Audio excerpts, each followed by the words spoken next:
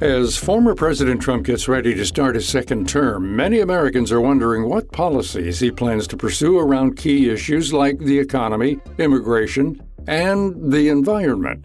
After a streak of high temperatures around the world, this year is almost certain to be the warmest on record. That's according to research from the National Oceanic and Atmospheric Administration. During his time in office, President Biden implemented several policies aimed at combating global warming. But what do we know about the agenda for the incoming administration? President Biden was the most active president on fighting climate change. Of course, he had two major pieces of legislation passed, the Inflation Reduction Act, as well as the Bipartisan Infrastructure Act. Both of those laws provided money and incentives for clean energy and building resilience to a warming world. So President Biden leaves office with a storied record of achievement in climate change. As President Trump enters office, that achievement may be at great risk. That's Alice Hill, David M. Rubenstein Senior Fellow for Energy and the Environment at the Council on Foreign Relations. As Hill mentioned, President Biden signed the Inflation Reduction Act into law in 2022. The New York Times described the legislation as, quote, the largest ever federal law aimed at addressing climate change. It invested $350 million in helping manufacturers, real estate developers, builders, and other corporations report and substantially lower their carbon and greenhouse gas emissions. But Hill says President-elect Trump will likely roll back these policies early in his second term. It's unclear, however, how many of these provisions in the law President Trump could claw back. Many of the funds provided under the Inflation Reduction Act ended up in Republican-leaning states. Those funds were designed to juice or to grow clean energy in places across the nation. It seems unlikely that Republican governors would want to see those monies disappear and those efforts close up. Hill says many experts agree that the president-elect is also likely to pull out of the Paris Agreement, a landmark international treaty that requires countries to keep global warming below 2 degrees Celsius. During his first term, then-President Trump withdrew the U.S. from the accord, citing economic concerns. President Biden rejoined on his first day in office, but with Trump back in office, the U.S. could once again walk away from the global commitment. President Trump may even decide to pull out the United States from all UN negotiations on climate. That's on the international front. Here in the United States, domestically, it's anticipated that he will roll back measures that the EPA has pushed forward to contain pollution from, for example, power plants. He will probably also attempt to undo certain choices that have been made by the Biden administration to invest in clean energy and resilience.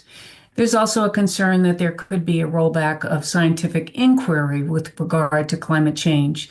During his first presidency, Trump received pushback from cabinet members regarding his climate policies. But Barry Rabe, professor of environmental policy at the University of Michigan, says that may be less likely this time around.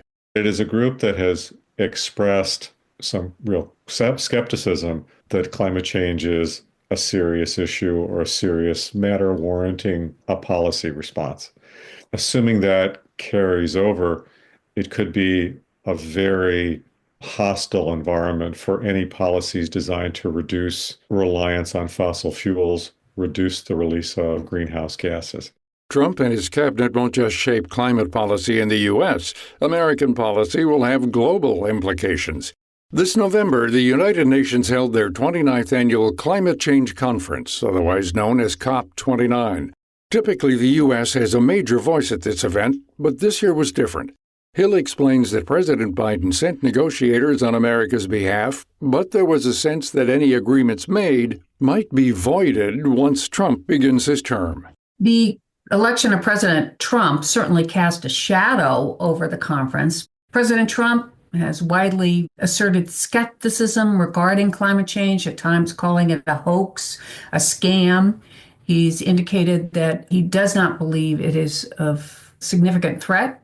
and promises to undo some of the provisions that Biden has put forward. Going into this year's conference, the stated goal was to increase funding for developing countries to help them transition from fossil fuels to cleaner energy sources. So they settled on an agreement for $300 billion per year.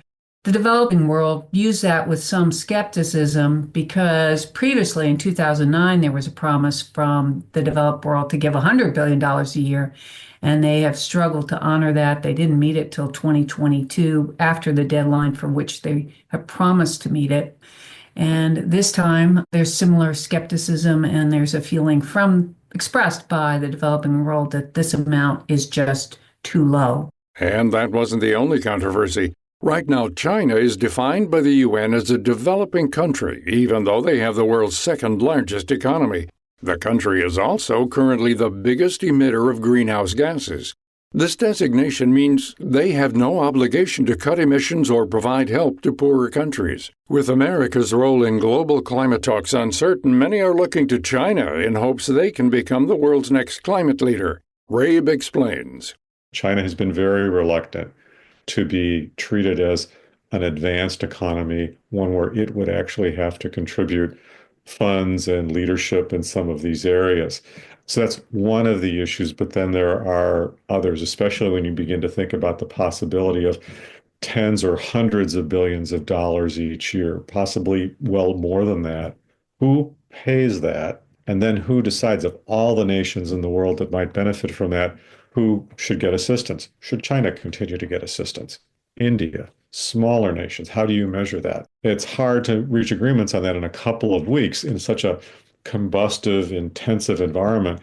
Rabe says historically the world has looked to the U.S. for leadership on climate policy, but as he explains, other countries now have the opportunity to take charge and create new environmental policy.